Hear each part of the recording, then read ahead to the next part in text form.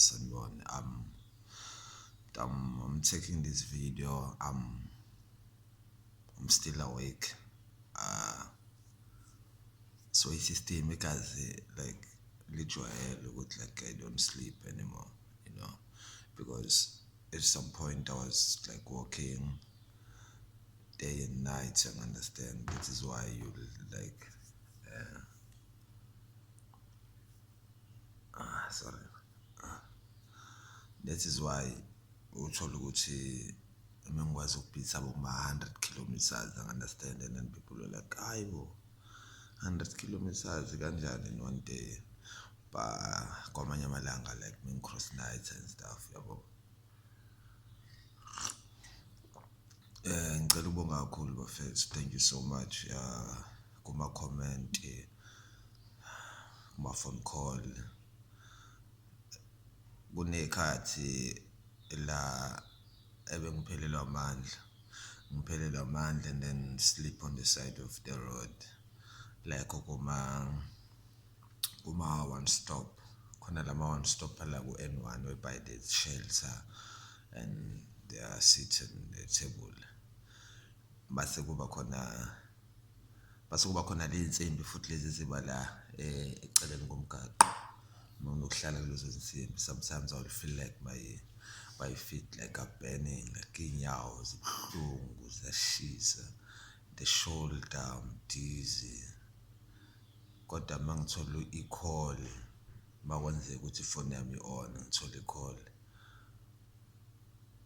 angazi mfethu, vele ngithola amanye amandla engazi ukuthi aqhamuka, and then I will start walking again as if ngiyaqala, like angikhathele. Or ngibona i-SMS, ngithola amandla. Or ngibona i-text, you understand, ngithola amandla. So bafethu, what you did for me ayichazeki, into eningenzele yona like ayichazeki. Like Africa, I wouldn't say South Africans or Africans, I understand, because they are brothers and sisters also overseas. Our participants are like bangifonela, bangicheck, not mentioning abantu abasend ama-donation, you understand, sending money and stuff, you understand. Some like they will tell you, team mfethu, I'm broke, like anginamali, I would say, but bahamba la mfethu uthenge drink, you understand. Ngiyabonga kakhulu bafethu, like kusukela ekujuleni kwenhliziyo. And to abafethu abane-depression, abafethu, like mningi umsebenzi kusamele siwenze, like taking our lives, it's overrated, commit suicide, it's not working anymore.